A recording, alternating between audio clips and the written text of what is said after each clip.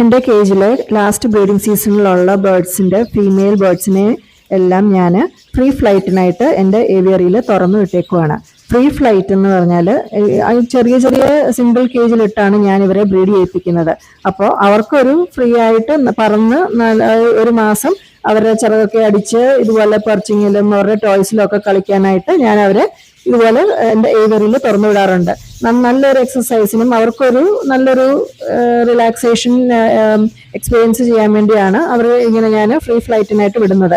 കാരണം 2 മാസം അവർ ആ കേജിനകത്തിലിരുന്ന് കുഞ്ഞുങ്ങൾക്ക് ഫുഡ് കൊടുത്ത് അവർ ടയേർഡായിട്ട് ഇരിക്കുമായിരിക്കും. അപ്പം ഇതാകുമ്പം അവർക്കൊരു എൻറിച്ച്മെന്റ്, ഒരു നല്ലൊരു ഫീൽ ഗുഡ് കൊടുക്കാനായിട്ട്.